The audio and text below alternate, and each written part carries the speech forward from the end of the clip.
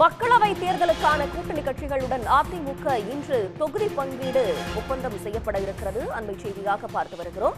மக்களவை தேர்தலுக்கான கூட்டணி கட்சிகளுடன் அதிமுக இன்று தன்னுடைய தொகுதி பங்கீடை மேற்கொள்கிறது. புதிய தமிழகம் கட்சி, எஸ்டிபிஐ, புரட்சி பாரதம் கட்சி, ஃபார்வர்ட் பிளாக் உள்ளிட்ட கட்சிகளுடன் இன்று ஒப்பந்தம் கையெழுத்தாகவிருக்கிறது. கூட்டணி ஒப்பந்தத்திற்கு பிறகு அதிமுக வேட்பாளர் பட்டியலை இறுதி செய்ய எடப்பாடி பழனிசாமி தலைமையில் ஆலோசனை கூட்டமும் நடைபெற இருக்கிறது.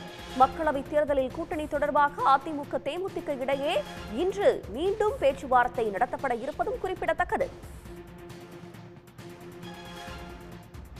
பாஜகவுடன் பாமக சென்ற நிலையில் தேமுதிகவுக்கு கூடுதல் தொகுதிகளை ஒதுக்க அதிமுக முன்வந்திருப்பதாக தகவல் வெளியாகியிருக்கிறது. இந்நிலையில் தேமுதிகவுக்கு 4 அல்லது 5 தொகுதிகள் வரை அதிமுக ஒதுக்க இருப்பதாகவும் தகவல் வெளியாகியிருக்கிறது. அதிமுக கூட்டணியில் எஸ்டிபிஐ கட்சிக்கு திண்டுக்கல் தொகுதி ஒதுக்கப்பட இருப்பதாகவும் தகவல் வெளியாகியிருக்கிறது. மக்களவை தேர்தல் கூட்டணி கட்சிகளுடன் அதிமுக இன்று தொகுதி பங்கீடு ஒப்பந்தம் செய்ய இருக்கிறது. அண்மை செய்தியாக பார்த்து வருகிறோம்.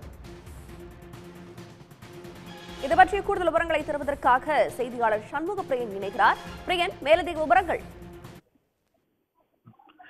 நீண்டகால இழுபறி மற்றும் பேச்சுவார்த்தைக்கு பின்னர் இன்றைய தினம் கூட்டணி கட்சிகளுடன் கூட்டணி ஒப்பந்தம் கையெழுத்திடுவதற்கு அதிமுக ஆயத்தமாக இருக்கிறது. ஆனால் இன்றும் கூட தற்போதும் கூட தேமுதிகவுடன் பேச்சுவார்த்தை என்பது நிறைவு பெறாமல் ஒரு இழுபறி சூழலிலேயே இருக்கக்கூடிய காரணத்தினால அதிமுகவுடைய கூட்டணியில் தேமுதிக இணைவதா அல்லது இல்லையா என்பது குறித்த தகவல் தற்போது வரை உறுதியாகாத ஒரு நிலைதான் இருந்து வருகிறது.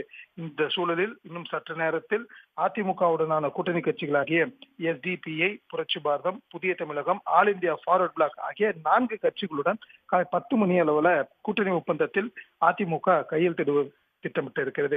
இதில் புரட்சி பாரதத்திற்கு ஒரு தொகுதியும், எஸ்டிபிஐக்கு ஒரு தொகுதியும், அதே போன்று புதிய தமிழகத்திற்கு ஒரு தொகுதியும், ஆல் இந்தியா ஃபார்வர்ட் பிளாக் கட்சிக்கு ஒரு தொகுதியும் என 4 தொகுதிகளை இந்த கட்சிகளுக்கு வழங்க திட்டமிட்டு இருக்கிறது.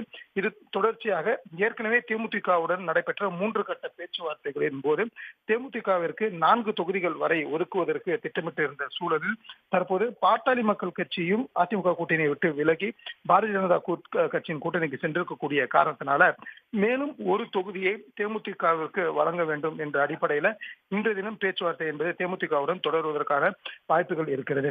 தற்போது வரை தேமுதிகவுடனான கூட்டணி என்பது இழுபறியான ஒரு சூழலிலேயே இருக்கக்கூடிய காரணத்தினால இந்த தினம் மாலைக்குள் தேமுதிகவுடனும் கூட்டணி பேச்சுவார்த்தை நிறைவு செய்து கூட்டணி ஒப்பந்தத்தை கையெழுத்திடுவதுதான் அதிமுகவுடைய திட்டமாக இருக்கிறது. இவ்வாறாக மொத்தம் 8 தொகுதிகளை கூட்டணி கட்சிகளுக்கு ஒதுக்குவது போக நேரடியாக தமிழ்நாடு மற்றும் புதுச்சேரியை சேர்த்து 22 தொகுதிகள்ல கிட்டத்தட்ட 22க்கும் மேற்பட்ட தொகுதிகளில் அதிமுக நேரடியாக களம் காண்பதற்கு திட்டமிட்டு இருப்பது குறிப்பிடத்தக்கது.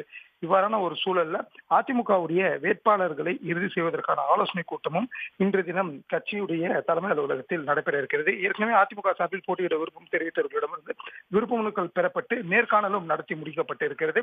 அந்த நேர்காணலின் அடிப்படையில் தயார் செய்யப்பட்ட உத்தேச பட்டியலை கொண்டு இன்றைய தினம் கூட்டணி கட்சிகளுக்கு ஒதுக்கக்கூடிய தொகுதிகள் போக மீதம் இருக்கக்கூடிய தொகுதிகளுக்கு அதிமுகவுடைய வேட்பாளர் பட்டியலை இறுதி செய்யக்கூடிய பணிகளும் இன்றைய தினம் நிறைவு பெறும் எனவும் அதன் தொடர்ச்சியாக வருகின்ற 24ஆம் தேதி திருச்சியில் நடைபெறக்கூடிய முதல் பிரச்சார பொதுக்கூட்டத்தின் போது அதிமுகவுடைய வேட்பாளர்கள் மற்றும் கூட்டணி கட்சிகளுடைய வேட்பாளர்கள் என அனைத்து வேட்பாளர்களையும் ஒரே மேடையில் அறிமுகப்படுத்துவதற்கும் எடப்பாடி பழனிசாமி திட்டமிட்டிருப்பதாக தெரிய வருகிறது.